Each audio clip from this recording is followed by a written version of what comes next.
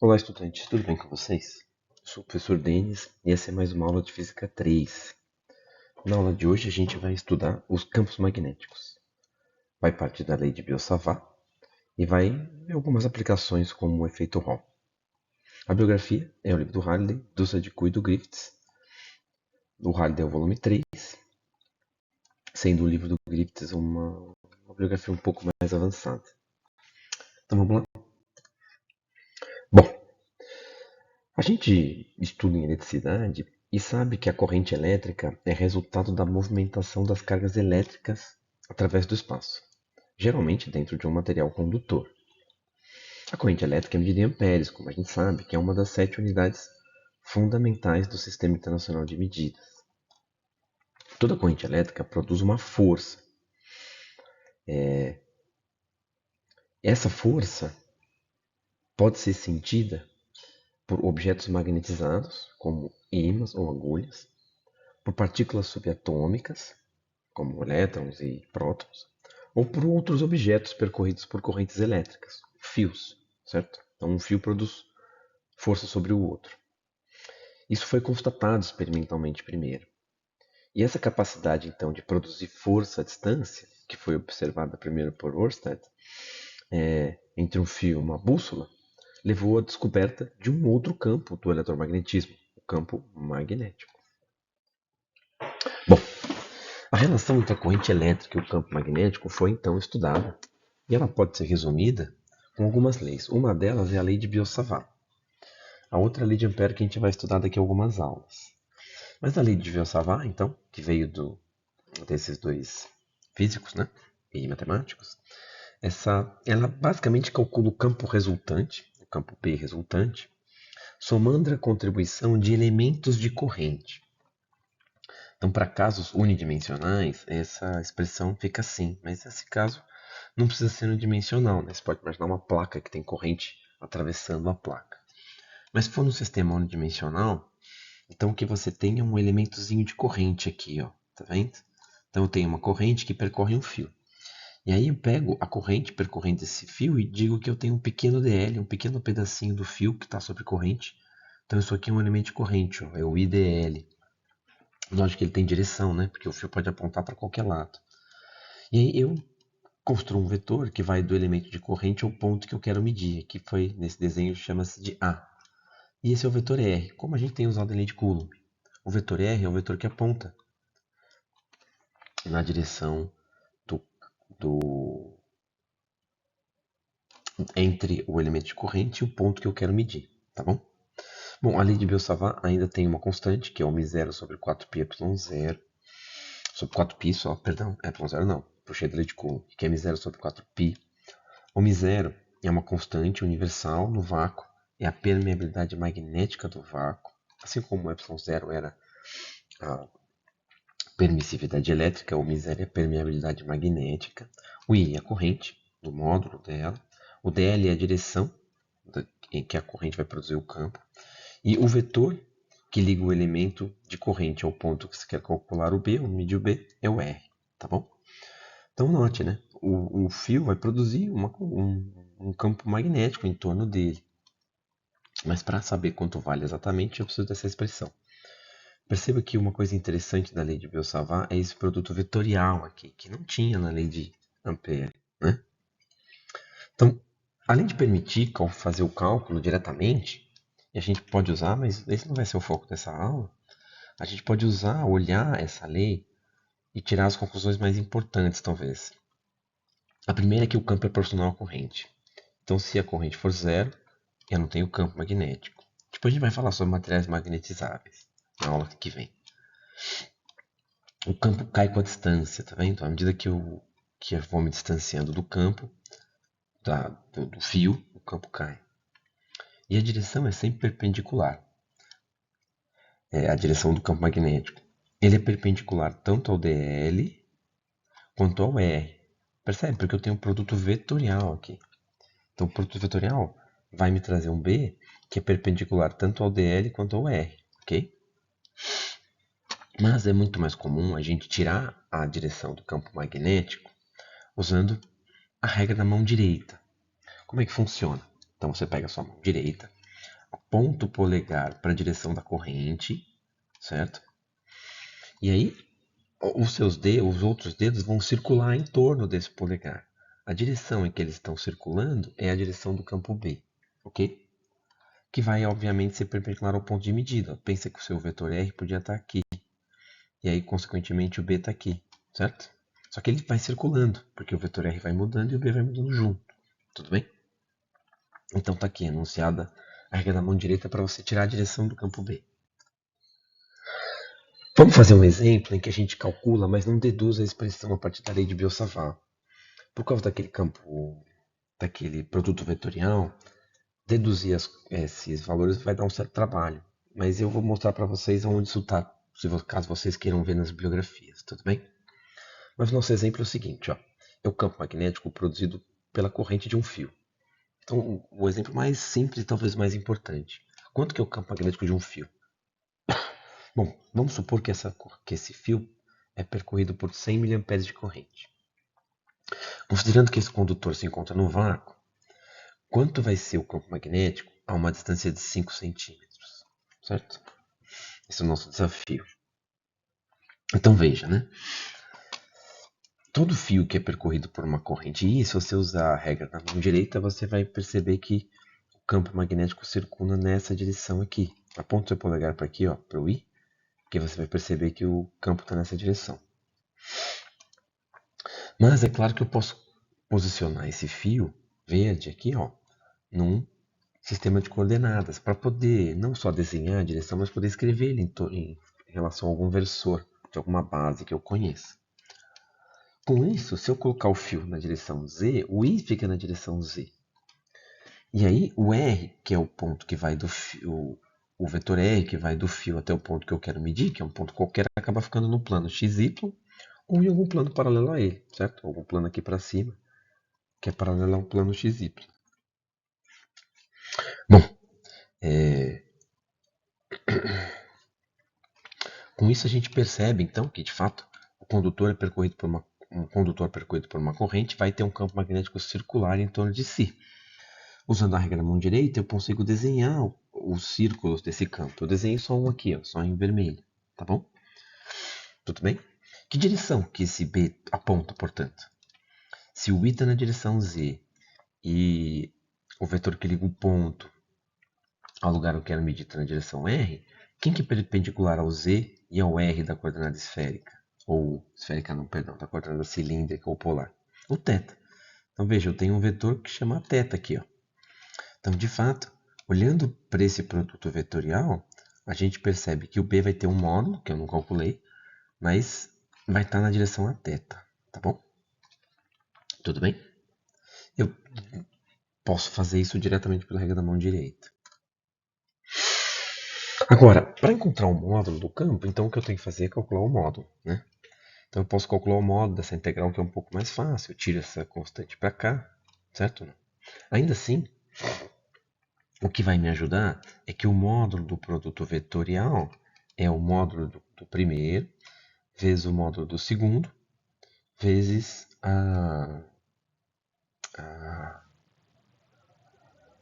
o seno entre os dois ângulos. Certo ou não? Tudo bem? Muito bem. Bom, aonde eu fiz isso por causa disso, né? Eu usei o fato de que o produto vetorial, o módulo dele é o módulo do primeiro vezes o módulo do segundo vezes o seno dos ângulos. Tudo bem? Mas agora eu posso tentar resolver essa integral, mas não é uma integral tão simples, certo? Porque ao longo do meu caminho sobre o fio, tudo vai mudar aqui. Os ângulos vão mudar, o R vai mudar. Então, eu vou deixar essa dedução para quem quiser olhar na biografia. Está no capítulo 29.4 do Halliday, que é uma das biografias indicadas aqui, tá bom? Por que a gente vai fazer isso? Porque daqui a umas 2 ou 3 aulas eu vou ensinar a calcular o módulo desse campo de uma forma muito mais simples.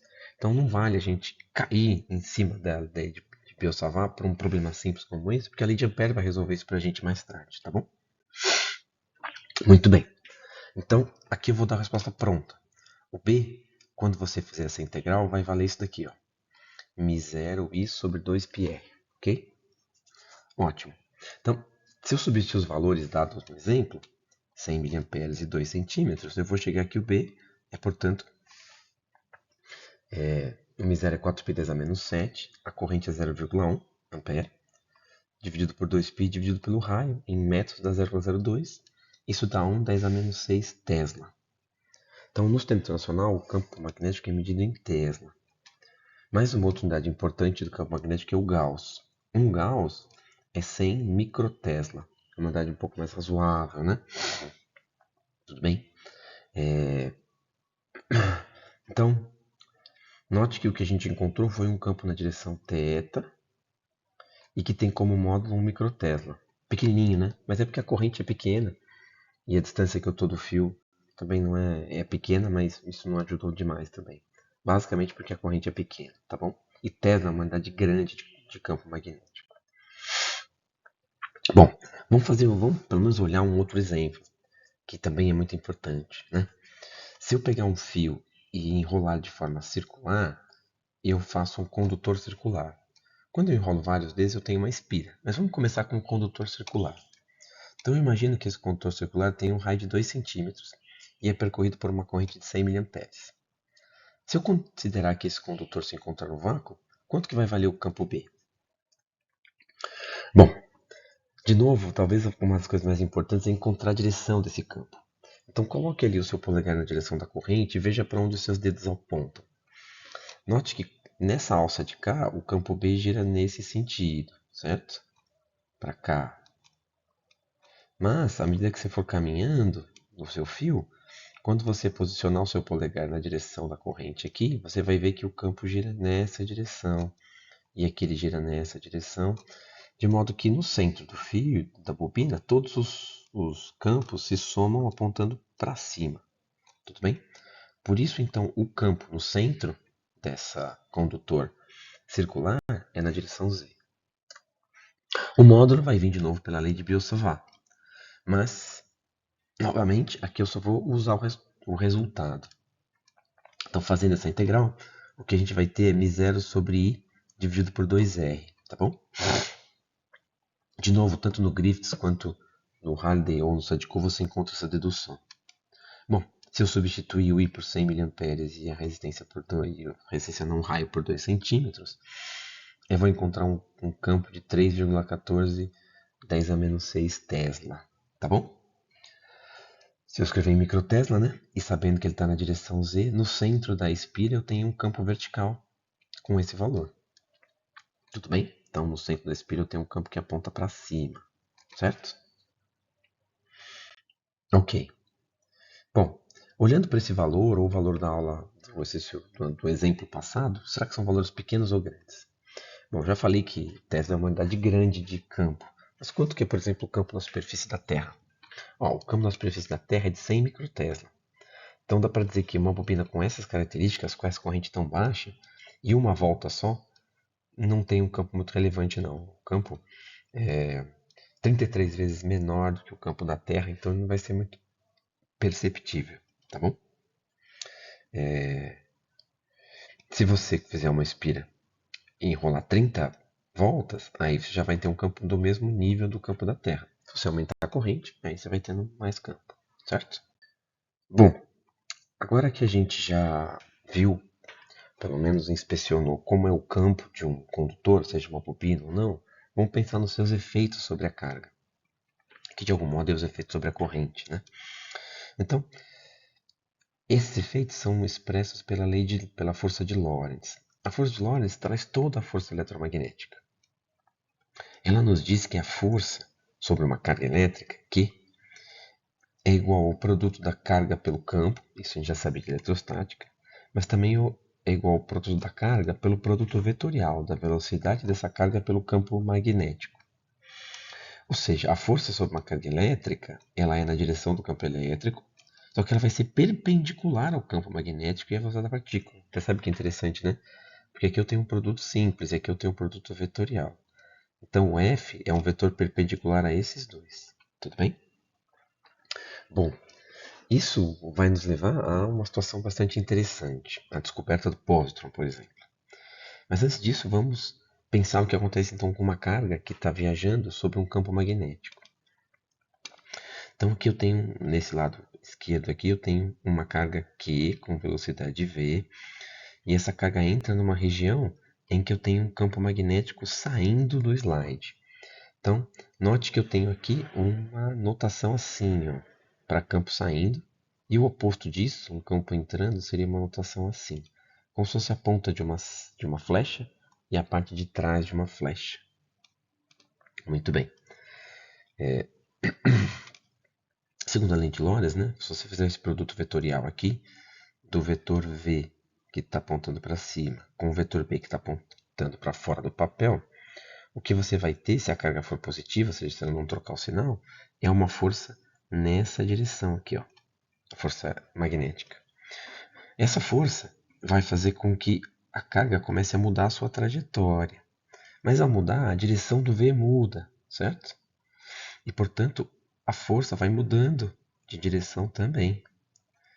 De modo que o que você tem é a descrição de um movimento circular. Tudo bem? Se a carga for negativa, ela vai se inclinar para o outro lado, certo? E vai acontecer a mesma coisa. Já se a partícula não tiver carga, ela vai passar reto pelo campo magnético. Então, note que é um jeito de medir a carga de uma partícula, né? Bom, a gente nota então que a direção se inverte de acordo com a carga. Então, isso levou a um dos experimentos mais interessantes aí da história da física. Essa é a foto de uma câmara de bolha do Fermilab. Então, o que foi feito aqui? É uma câmara de bolha em que eu tenho um vapor a ponto de condensar. E se passar uma partícula, ele condensa e faz uma linha verde, uma linha branca. Esta câmara estava sobre um campo magnético e foi colocada próximo a uma fonte de raios gama. Então, quando um raio gama de energia alta interage com a matéria, ele pode fazer efeito fotoelétrico, pode fazer efeito Compton, mas pode produzir um paraelétron-pósitron. O que significa isso? Que o raio gama vem e num ponto ele se aniquila e a energia dele se transforma em um elétron, ou seja, uma partícula de carga negativa, que olha que bonitinho, ó, olha a trajetória que ele faz. Veja que não é um círculo perfeito, mas sim uma espiral, porque o elétron vai perder energia ao longo enquanto ele se desloca pela câmara de bolha. Mas ele também produziu um pósitron, ó, e o pósitron gira para o outro lado, é muito bonito, né? Fala a verdade. Quando ele fez isso, ele acabou espalhando um elétron também. Esse elétron espalhado vai virar também aqui na câmara de bolha. Mas, dependendo da energia dele, ele vai fazer um arco mais aberto, tá vendo? Ele vai dar uma volta grandona, assim, e não cabe na câmara de bolha, tá bom? E aqui acontece a mesma coisa para um outro par, só que a energia é diferente e a inclinação é diferente também. Tudo bem? Mas os dois vão fazer as suas voltinhas aqui, se a câmara fosse grande o suficiente. Tudo bem? Então isso dá uma ideia do que acontece com uma carga quando ela se desloca sobre um campo magnético, né? Para entender um fenômeno muito importante em física, engenharia, que é o efeito Hall. Nesse efeito, um condutor percorrido por uma corrente apresenta uma diferença de potencial proporcional ao campo magnético. Isso é usado como sensor de campo magnético. Tudo bem? Então, o que a gente sabe do que a gente viu no slide passado? Que as cargas que se movimentam sobre um campo perpendicular vão se desviar. Quando elas se desviarem, vai surgir o que a gente chama de efeito Hall, muito usado em sensores. Então vamos olhar esse efeito Hall em 3 etapas. Ó. Vamos pegar uma fita condutora aqui em amarelo e uma corrente em azul. Quando essa corrente estiver percorrendo essa fita, vai ter um campo magnético externo que dessa vez está entrando no papel. Tá vendo? Ó? Tudo bem? Ótimo. Bom, esta corrente pode ser interpretada como um movimento de cargas negativas nessa direção. Tudo bem? Então vamos assumir que tem um elétron tentando ir para lá. À medida que essas cargas vão se deslocando para cá, como existe o campo magnético, então essas cargas vão se desviar, certo? Muito bem. Então veja, os elétrons vão começar a se desviar nessa direção aqui. E ao fazer isso, eles tendem a se acumular mais nessa borda do condutor. Quando eu acumulo carga negativa de um lado, é porque eu estou tirando de alguma forma a carga positiva do outro. Então, se você olhar para cá, você vai acabar enxergando carga positiva aqui. Então, note que a princípio é só o tempo ir passando que eu vou acumulando mais e mais e mais e mais carga, certo? Mas o que acontece é que este acúmulo de carga também gera um campo elétrico. E o campo elétrico vai fazer um papel oposto se a gente olhar para a carga negativa, tá vendo? Ó? Esse campo elétrico, do acúmulo de cargas negativas e positivas, vai tentar puxar o elétron de volta para onde ele estava. Até o ponto em que eu chego num equilíbrio. Um equilíbrio entre a força magnética e a força elétrica. Quando eu encontrar um equilíbrio, vai ter uma tensão aqui, que precisa existir para equilibrar a força magnética. E essa tensão é a tensão Hall, que a gente chama, certo? Então basta colocar o condutor sobre o campo magnético e passar uma corrente sobre ele que vai aparecer uma diferença de potencial ali proporcional ao campo. Mas ela surge de um efeito de acúmulo de cargas, equilíbrio de forças entre dois campos e aí tudo se organiza. Tudo bem? Entenderam como funciona um sensor de efeito Hall? É relativamente simples, né? Se você entender como as cargas se desviam dentro de um campo magnético. Bom, dito isso tudo, eu gostaria de deixar um exercício aqui para vocês, tá bom? Então vamos pensar que um eletroímã é construído por uma espira circular de raio 1 cm, mas com 100 voltas. Eu percorro ela com 150 mA. Por enquanto ainda é um eletroímã simples, no vácuo. Quanto que vai ser o campo magnético no centro dessa espira? A gente sabe até a equação, é um cálculo simples. Acho que vocês são capazes de fazer sim, tá bom? E é isso. Esse é o nosso primeiro incursão em campos magnéticos aqui do curso. Eu espero que vocês tenham gostado e ter aproveitado para entender como funciona um sensor tão importante que é o de efeito Hall. Até mais e bons estudos.